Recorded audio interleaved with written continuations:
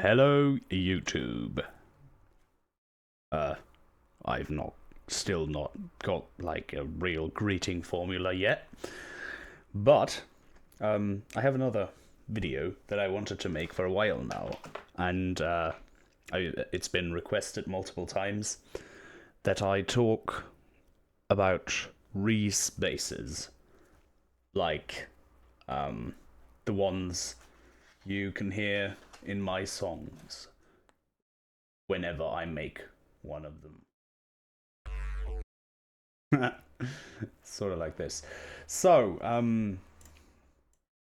what does a Reese bass consist of?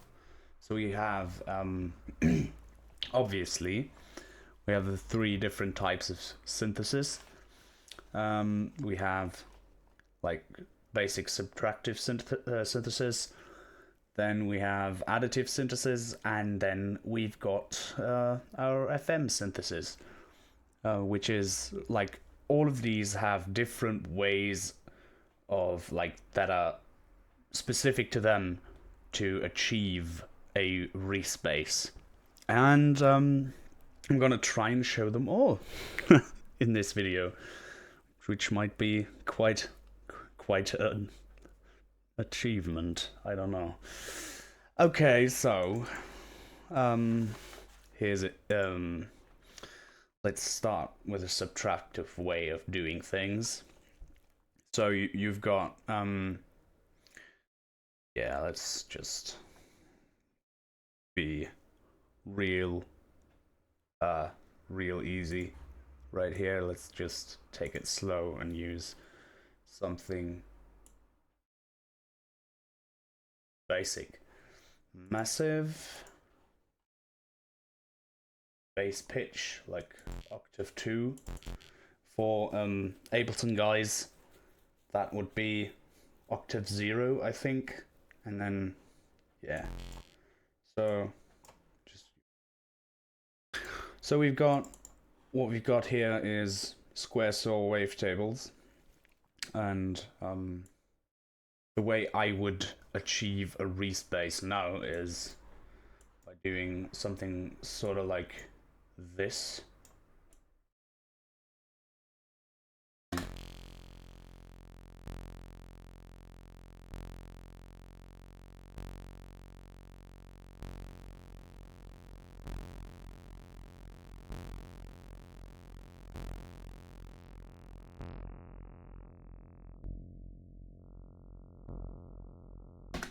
As you can see, that doesn't sound very pleasant.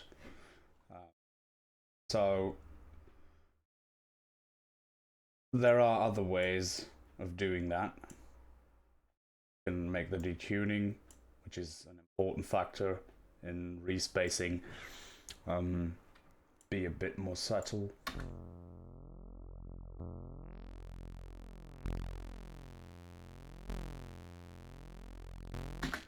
Okay, so now we've got our basic kind of saw, detuned, whatever.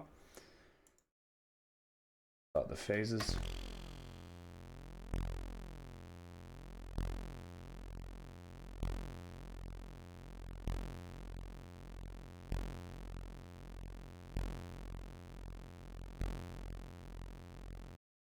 And since this detuning method basically makes for a third pitch, that is the difference between these two pitches, that modulates the phase of the whole waveform. Like this would be, I don't know, whatever difference that would mean in hertz right now. Like F2 is at, just check, F2 is at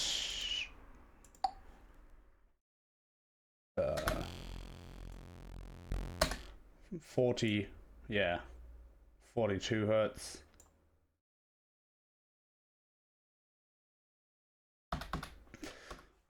Beta. Entering things in FabFilter Pro Q doesn't work at the moment because I'm using a beta version.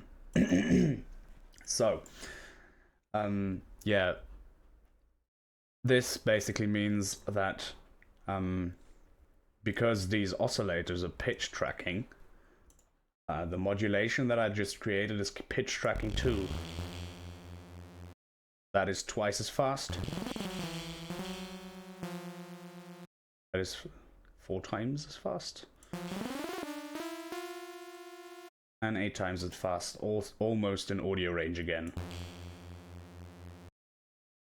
Okay, so what you'll want to do next is, like in the subtractive method, or in any other Reese, like this is basically, this is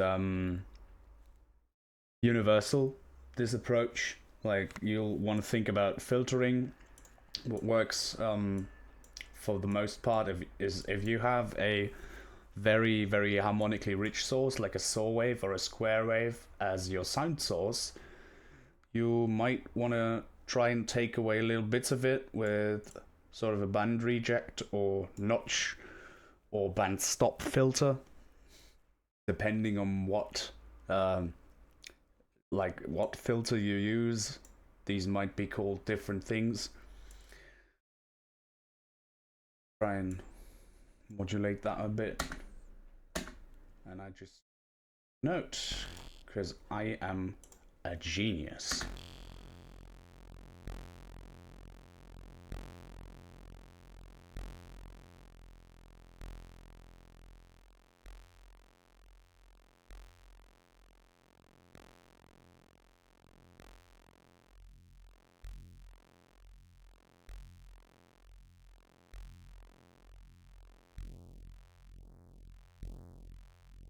Over here you can see what the filter's doing to the sound, and that's a bit much for my opinion.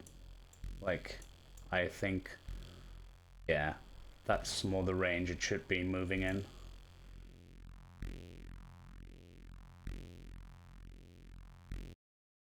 Now, if I wanted to, I could make the rate at which this happens a key track too.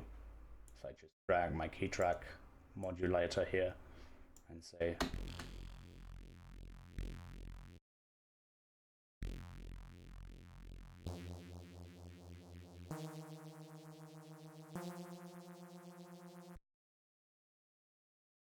obviously that doesn't always work, but sometimes that can be a good thing to do.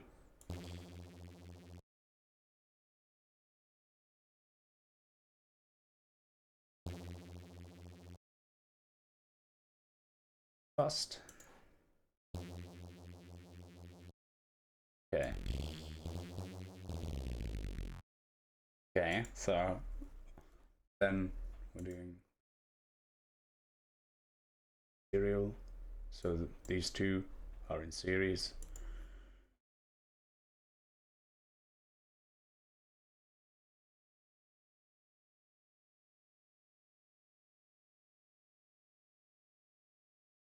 Part of the high.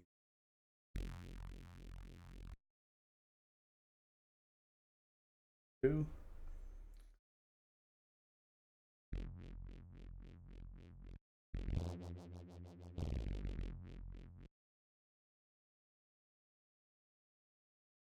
The reason I chose massive for the subtractive thing, by the way, is it's basically got all the steps built into having a usable respace. Doesn't mean that you can't do this with anything else and then in post. Like, I remember I made one sort of approach with 3x oscillator some years ago where I basically did the same thing, but yeah.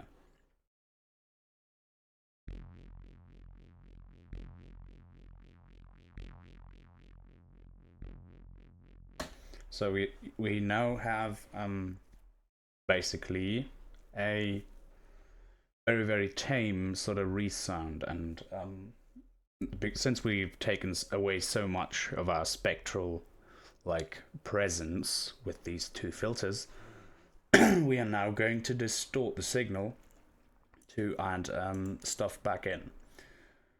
So for the first instance of distortion, I'm going to just distort between the two filters, and that I'm going to make a pretty hard sort of distortion shaping, which is essentially, if you were to look at it as a transfer curve, sine shaping is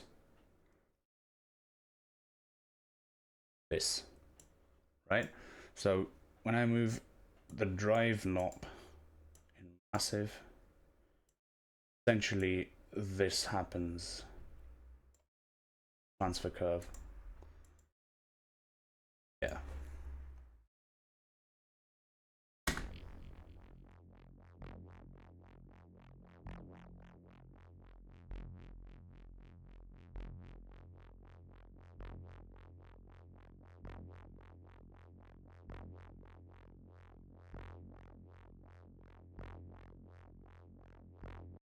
Okay.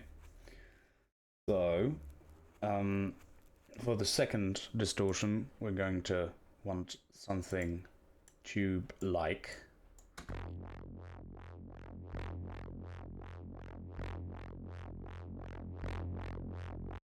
Give us high end without overpowering the low end, because most of this sort of stuff happens in the low end. And then unison, just to have basically some sort of variation. Especially, like, I'm not doing this to variate the main sort of sound as much, but this slider here, this pan position slider, gives you a sort of stereo spread between these 5 unison voices, and that is what I would do for this sort of sound.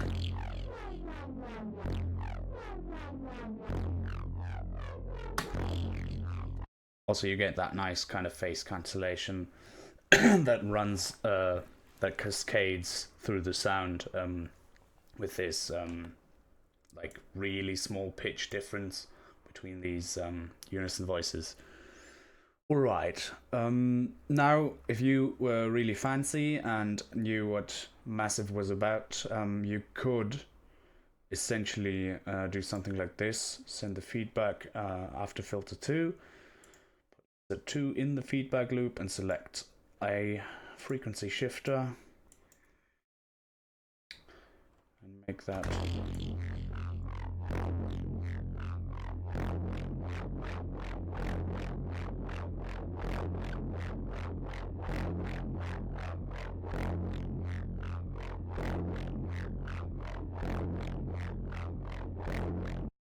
sort of mess up the signal a bit.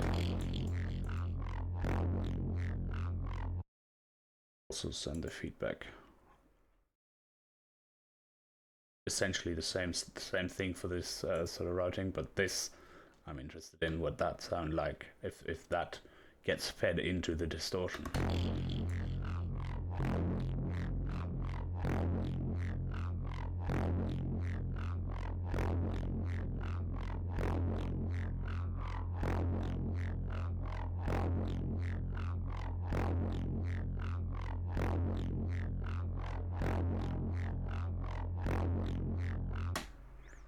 Doesn't do much for this sound. Well, there you have it. This is sort of a Reese sound.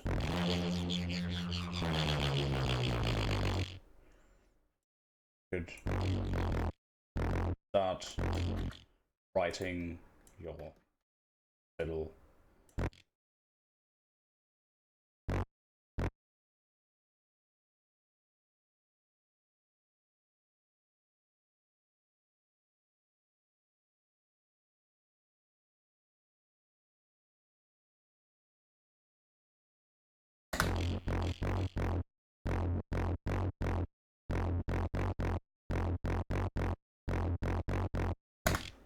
the next part would of course be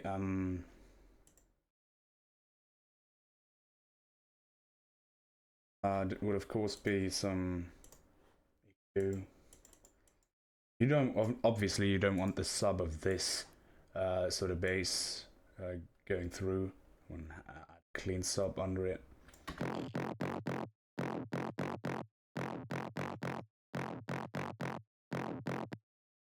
You could also, like, what you could do is do that inside massive too. Like, you could have a high pass, low pass filter here.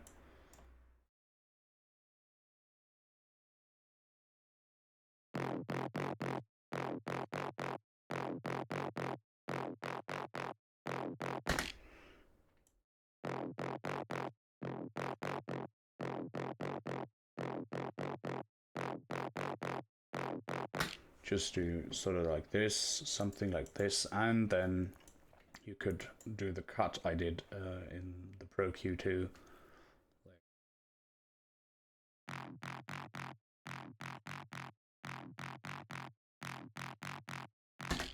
Okay, so now we sort of have what essentially a Reese bass is in massive. That is very, like, that is a very basic Reese. And of course it's all subtractive, like wavetable thingies as a sound source is basically still a subtractive method of sizing. You get a little more options when you incorporate, for example, FM synthesis.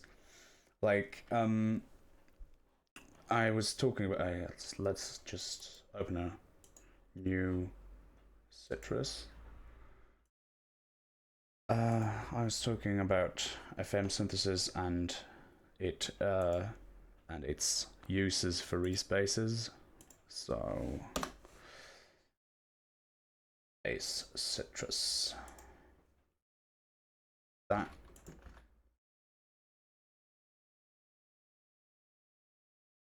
Pattern, because that is the roll. Okay. You'll see here I have my default patch loaded, so if your Citrus doesn't look like this when you start it up, that's because I made my own default patch. What I did is I set every ratio inside it to be at 1.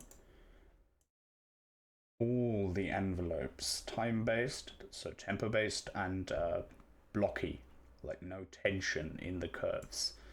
And none of them have a release stage. That is, well, that's just the way I work. So don't worry your pretty little head about it. Okay. Yeah. What you can do with, of course, I could show FM and additive synthesis methods with Citrus. So what you basically, you've seen me do the detune thing with Massive, and with something that has additive capabilities like Citrus, you can, and you should, in my opinion, have that sort of detuning be inside only one part of the sound. So I just sent operator 2 and operator 1 to filter 1, and right now they're not doing anything. So I'm still going to send operator 3 there too, but without these fundamental sine waves, amping it up right there. So what I'm gonna do is, like right now, sounds pretty much like a saw wave, right? So that's essentially what it is and how it behaves. So what I'm going to do now is I'm going to detune operator 2 and operator 1. And now what you can see happening is right up there,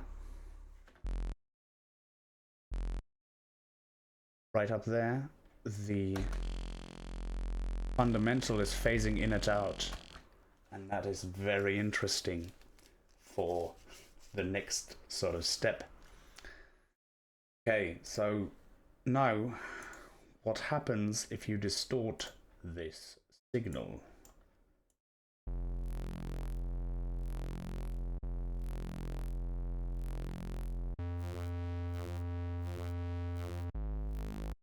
Very exploitable, indeed.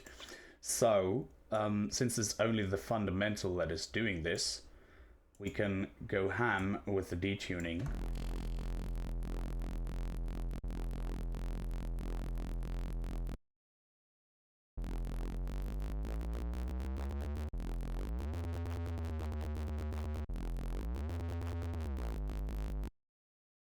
Very, very exploitable, as I said.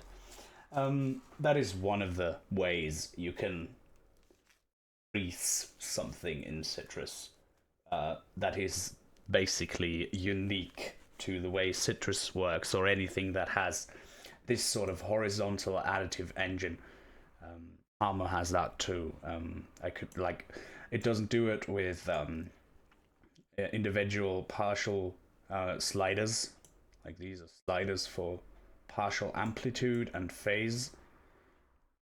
That's why I opened Citrus and not FM8 for this one, because I can show you the additive part right away. So that is basically what you could do in Harmor too.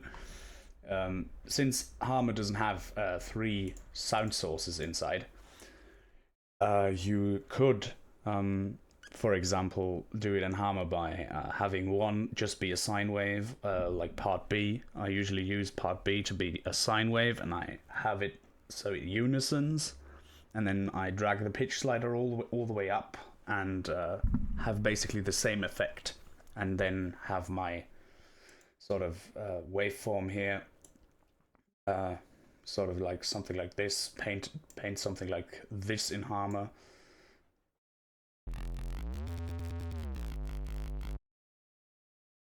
Randomize phases. Suddenly more high end. That is always really nice. Also, yeah, that is pretty gnarly distortion right there. But you can make it gnarlier if you would like to. Right now we're only getting square wave overtones, so why not make it some saw waves too?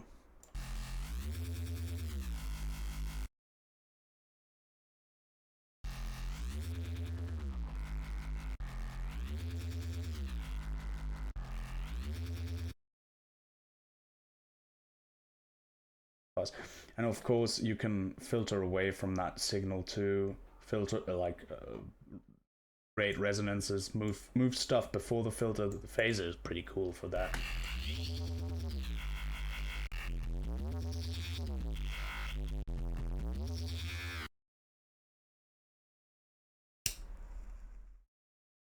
Yeah, these are things that are unique to Citrus though.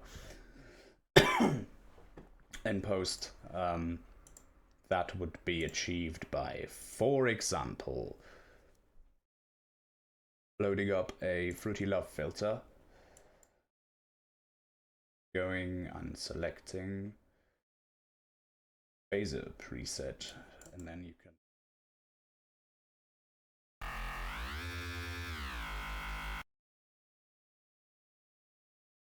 have it playing through there. Okay, I also should probably link my Citrus to the channel. So that actually makes something happen. Dumb.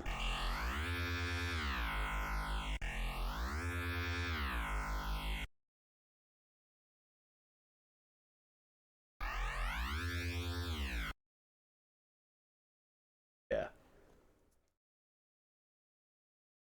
Basically, how you could additively make a respace that is sort of really easy to get interesting timbres with.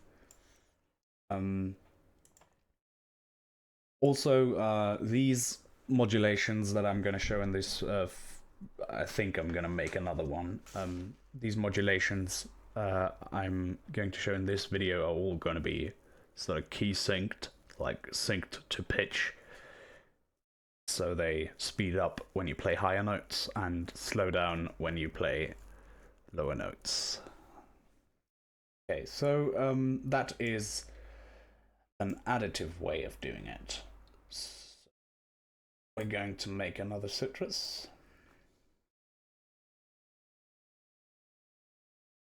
Default. That is the real default, though.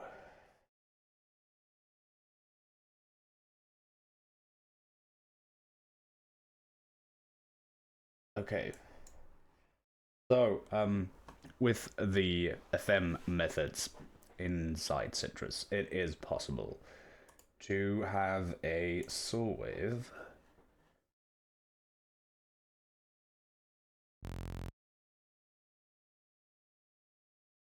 and then you can, for example, FM it by 2 to be really low in pitch.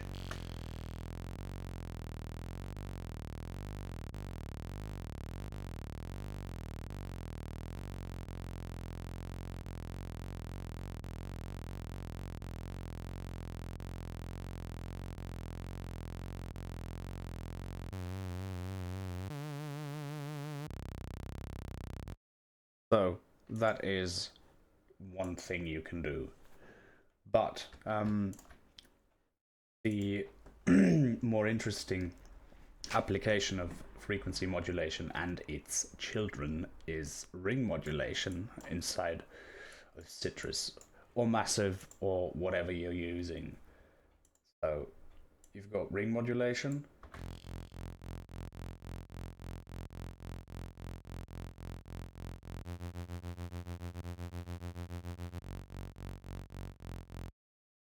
Okay, so that is basically a volume LFO now, but that pitch tracks.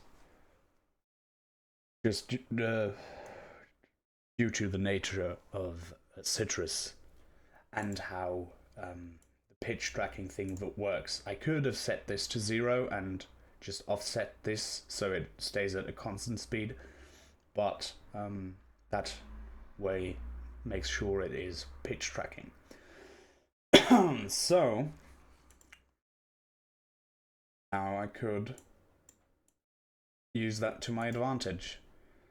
I have I have a signal that constantly changes in amplitude, and I have a wave shaper built into Citrus.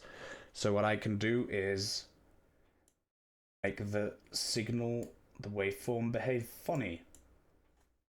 The wave shaper.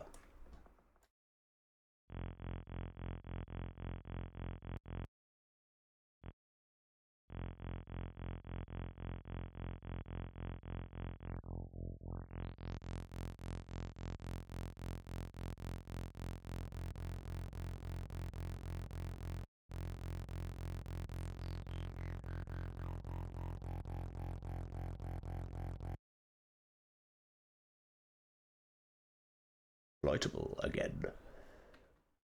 So we've got our key tracking.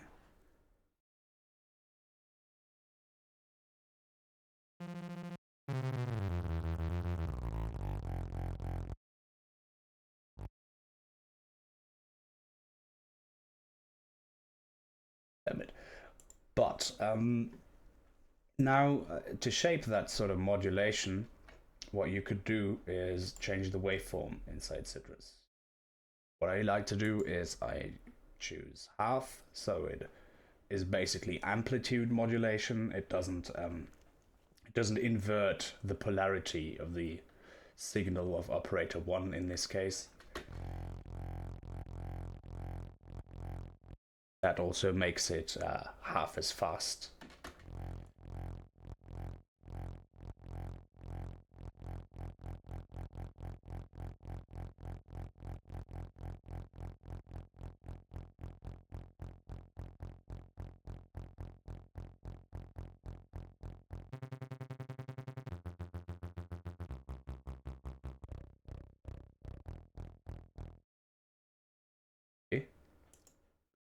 And we can just play a band stop, as it's called. Example.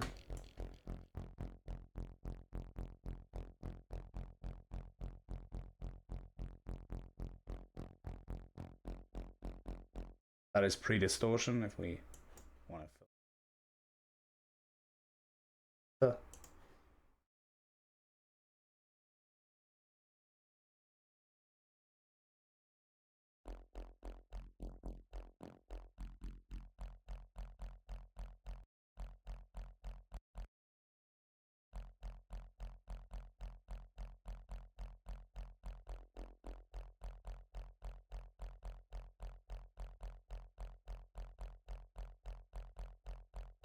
I'm such an idiot. I didn't LFO the cutoff.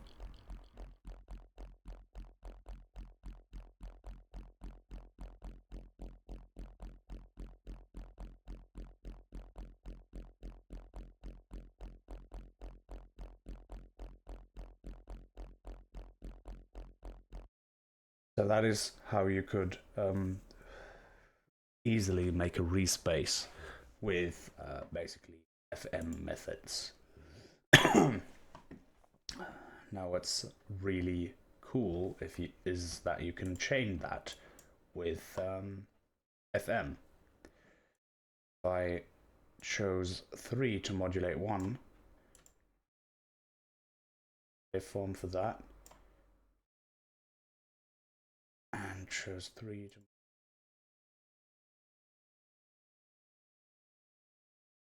2 to modulate 3.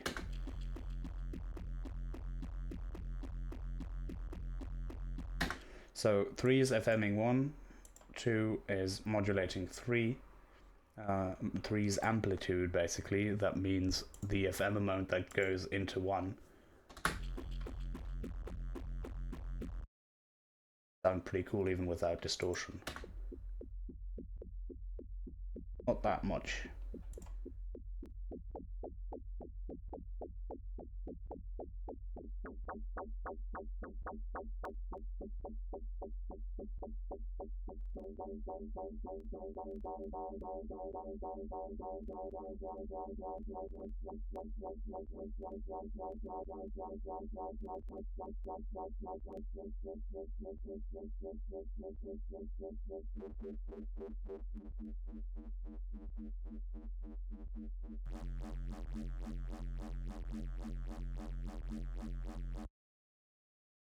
So this is, yeah, I'm opening up fully to you right now. This is like 90% of my tracks is this.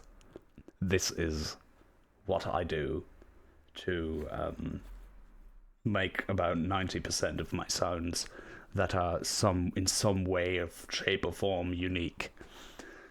And then it's obviously a question of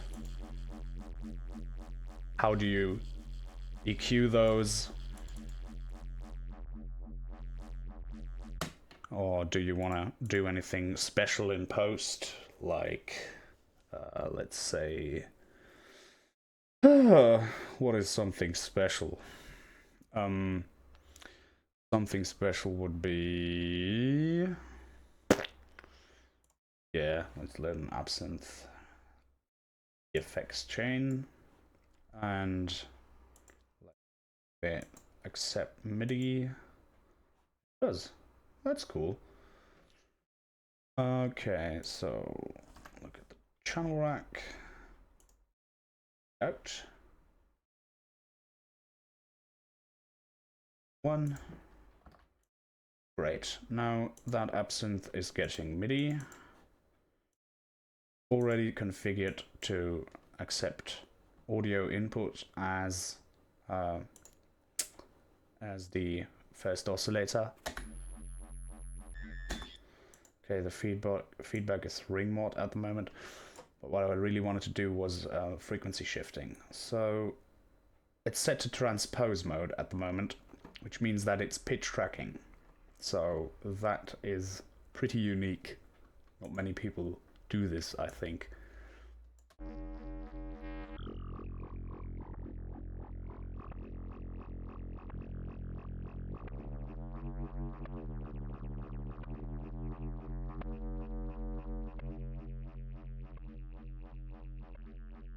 Here's a nice way to add some timbre to that. That works on a lot of sounds. Yeah.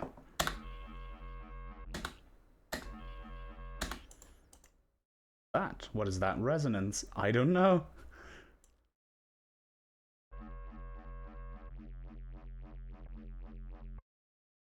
Probably phase difference, right? Oh, I should talk about phase, right? Phase is a very important thing for this sort of process. If you're distorting, especially.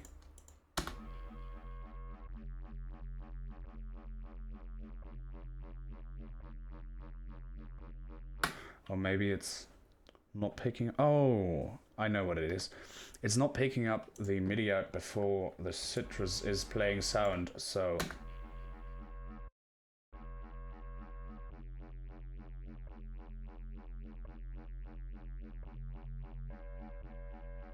Yeah.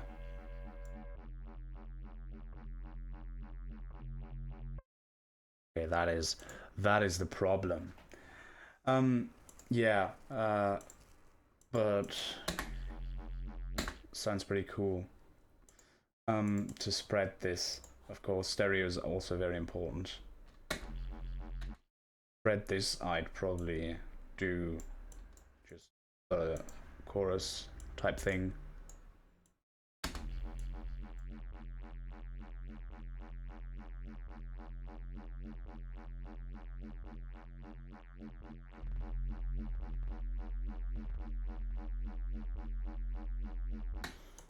That's not very wide, but it is a bit wider than before.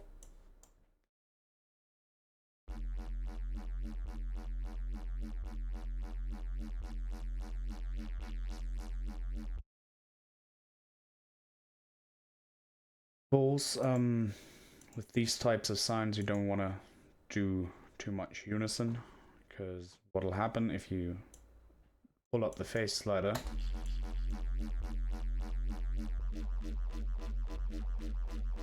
is that sort of this oscillator will get out of phase then for the unison voices, and generally you want like this oscillator should be phase locked, but you can set those to global, I believe, and receive pretty on point results.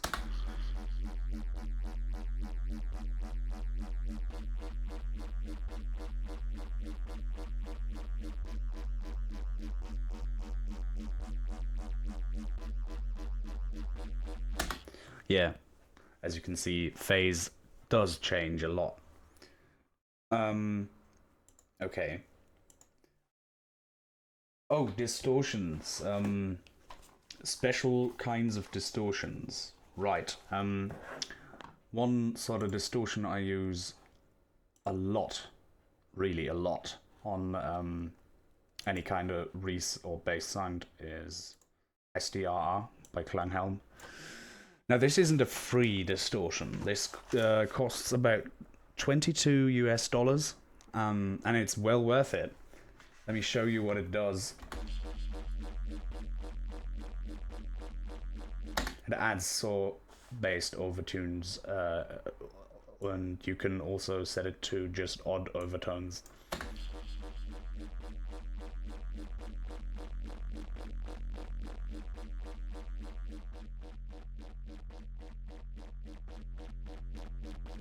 Basically a tube emulation. This is a bit crusher if you want it to be. Sound means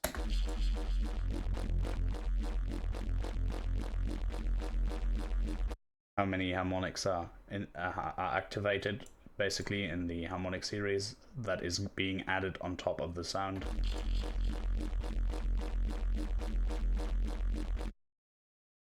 And then you've got fuzz.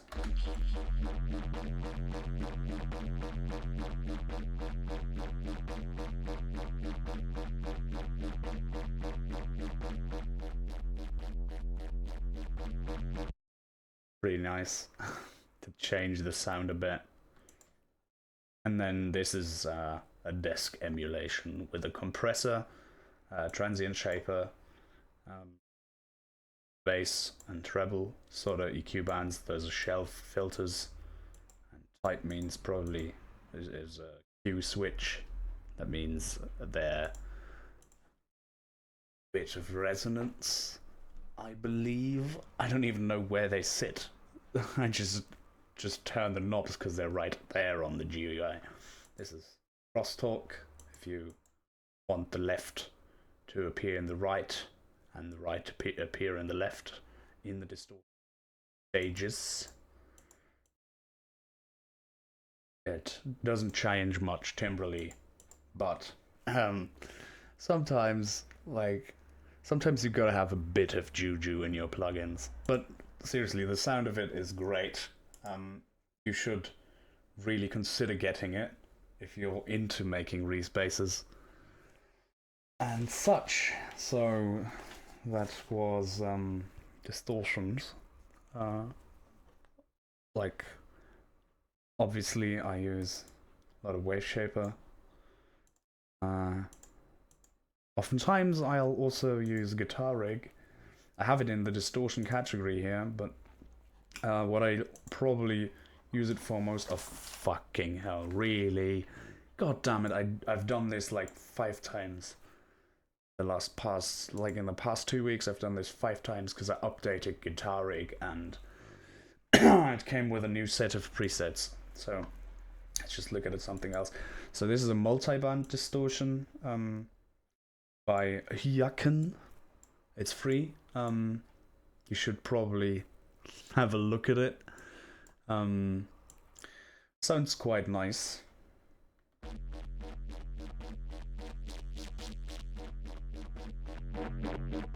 You have your different distortion types here.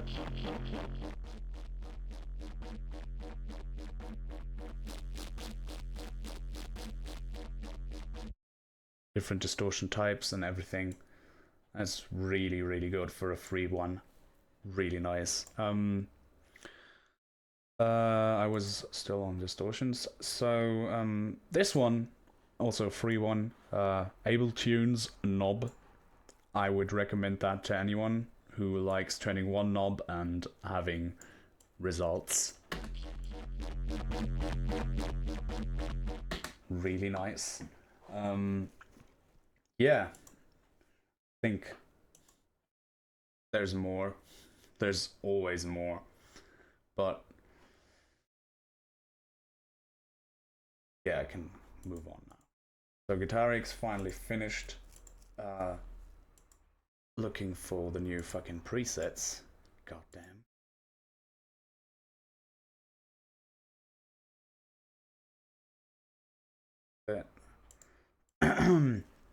So we've got Guitar Rig, right? What I use Guitar Rig for often is sort of as a patcher replacement that multi-threads. Because sadly, Patcher at the moment does not have full multi-threading support. So that means my patcher chains, I don't know if you've seen many of them, but they tend to get a bit extensive, right? They get really huge. So what I do is I know that Guitar Rig multi-threads, and even if I have a huge chain, my CPU won't die. So what I do in here is I'll go to the tools and select myself a crossover. And what is that, you may ask?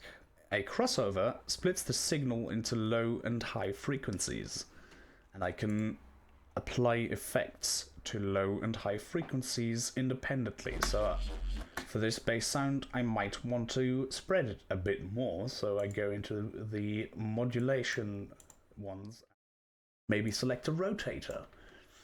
Those are really, really, really worth. Rotators, I don't know what people have against them. Like, they imitate, of course, the famous Leslie cabinet speaker that rotates and was actually like supposed to be a reverb kind of thing like that would simulate the reflections that church organ makes, and you would hook it up to a Hammond organ or any other electric organ, and it would change the sound. Like, obviously not. It would obviously not sound like a church organ then, but it would rotate the speaker and create a very, very interesting kind of movement in the sound. That is pretty nice. The cabinet tone is what is responsible for the loss of high end here.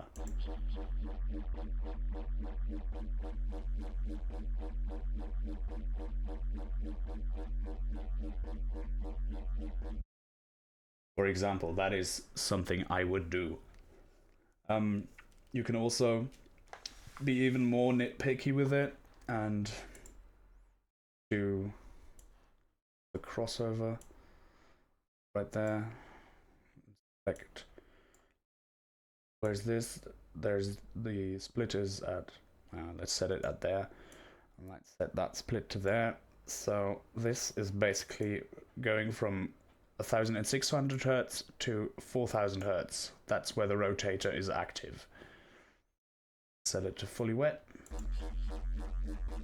And still not lose any high end, even though I have it set to completely wet, because the high end is still in here. To affect the high end with the chorus, I could completely do that. So, that is the way you would do it in Guitar Rig. Band splitting, basically, as another major point on the list I have before me right now. I do have a list. I swear this video is somewhat scripted. Okay, so there is, for other FL users, there is the way of doing it inside Patcher. And what you would do here to split the bands is simple. Because stock one, there we go. We've got our parametric EQ2, which is resizable now, by the way. You should download the latest beta. It is resizable. This would be the high end. Click save preset as, and then drag it to make another one with the same settings. Pass a low pass, the high pass,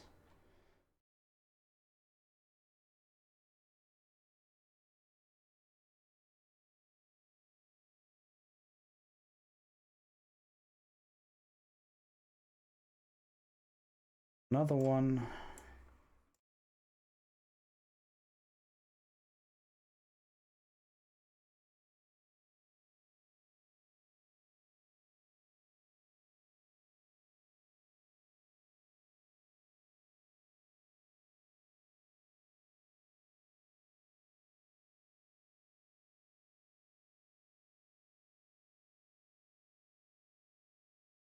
Low pass, make that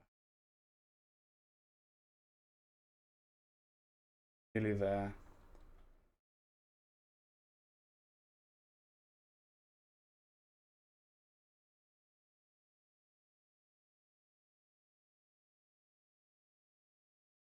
Low pass, that, and then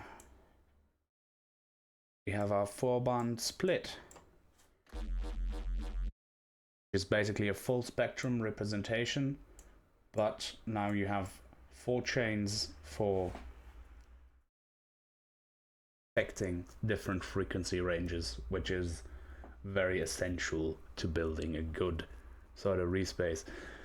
Be aware, however, that at the moment, sadly, this sort of all you can stick in this inside this patcher is going to run off of one CPU core, because there is sadly no multi-threading support that would actually deal with this at the moment. Like, it is a super amazing tool, but if you don't have like the best computer in the world, this is gonna cause problems. You'll see it like when your CPU meter, which is over here, goes to like 90 and whatever, and then you start getting underruns, and you disable one patcher, suddenly drops back down to 60. That is what I've experienced a lot. Okay, so another thing. Macros, yes, that is also on my list. Macros. If you do not want your sound, despite all the movement you've created now, right? If you don't want it to sound static, you can, like most modern synthesizers have built-in macro functions. So you can map stuff like parameters to your macros, which would be like that in Citrus. I mean, you would automate them over time, over the track, right?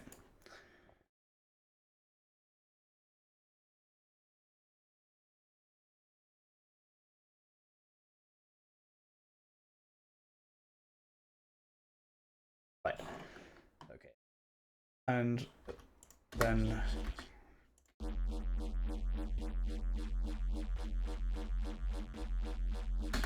you could do that, for example. You could also map your complete, like every single modulation you do to the macro, so you can basically control the wobbing yourself, which is something I used to do a lot. Nowadays, I kinda, like, for Reese basses, I don't do it that much. Just when I want to be really accurate with some sort of growl bass or something, then I'll use macro automation, and occasionally I'll even have an automation clip for a single parameter. So, macros. Okay, how do macros work in other synthesizers, like synthesizers that haven't been made by ImageLine? For example, in Massive, they work pretty much the same as all the other modulation. You drag one of them down here, and you can, like, by turning the knob, it won't indicate it changing, but it's actually changing. Something that indicates it very well that the value is changing when you're using a macro is Serum. That has a very, very beautiful GUI representation of what the modulation is actually doing.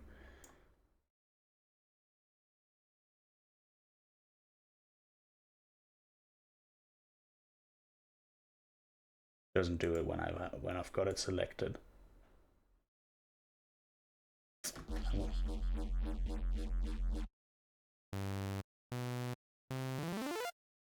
Because it only does it when it's playing, right? Okay, so it does it only when it's playing, but you could see the little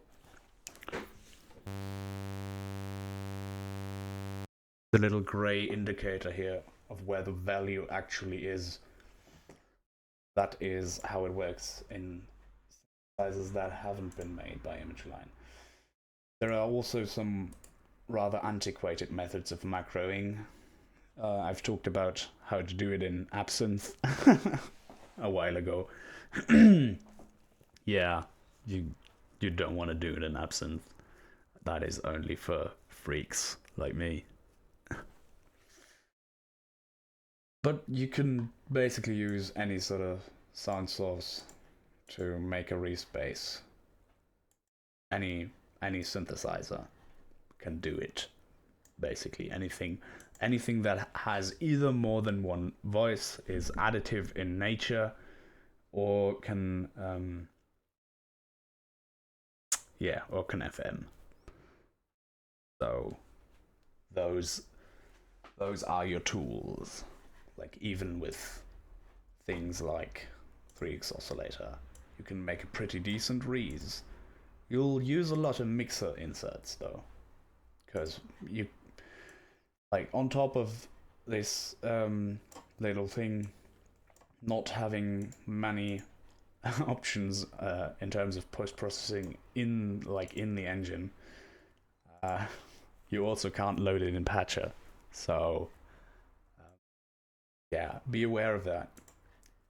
Be aware of that. If you would like to have it sort of as one unit, it's probably better to just use something that you can use in Patcher and is similarly simple. Like what? Similarly simple. Oh, Synth, yeah. SimSynth. God damn. Also had a facelift, but that can be loaded in Patcher.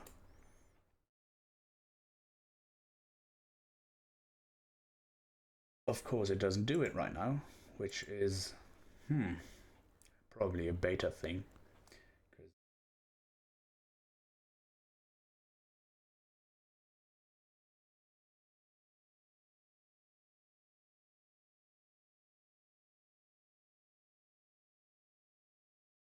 And it can also make a Reese bass. Just saying. Okay. List. I've talked about detuning, I've talked about filters, I've talked about multi-band effects, I've talked about macro. Oh yeah, I should totally talk about, before I forget, should totally talk about time-synced modulation. Time-synced modulation is a thing that you won't find in many sort of Reese basses. Where you will find that is mostly in modern dubstep, yeah, like these virtual riot kind of sounds. Let me just give you an example.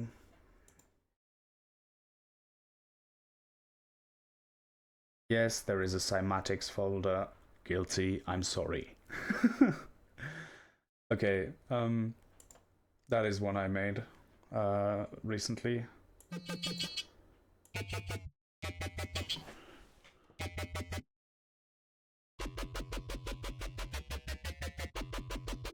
That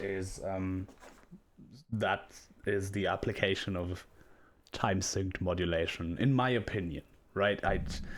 I am not like the arbiter of electronic music, but I think it fits more to these kinds of sounds, to these kind of in-your-face, super aggressive,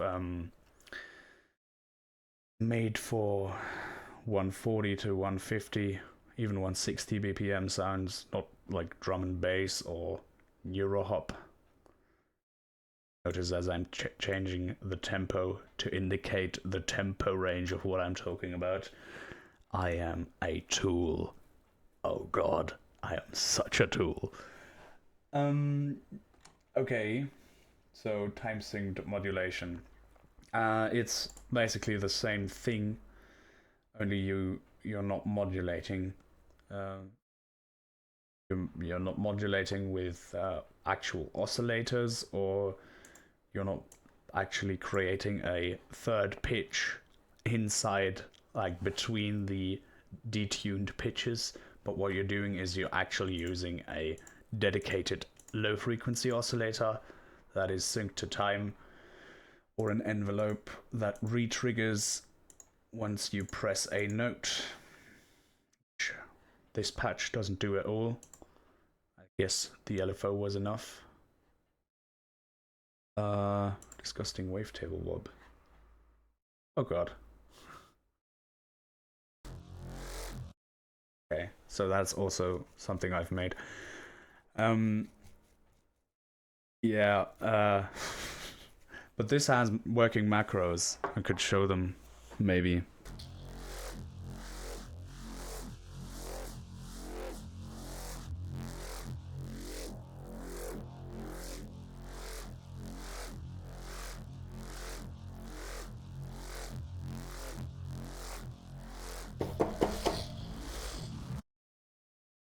fucking hell. I think my MIDI keyboard decided to hang itself right now. Sad. But yeah, this is more of a working application of macros. They're really subtle in this patch, mainly because the main modulation is time synced and LFO based, so there is. I didn't want to ruin that sort of wobbing, so they kept the macros pretty subtle, but they do something. And for Reese's, of course, since the modulation isn't time synced and it doesn't necessarily need to be the main thing of the sound, you can have a macro basically changing the sound completely, which is also, of course, what you want with a Reese, right?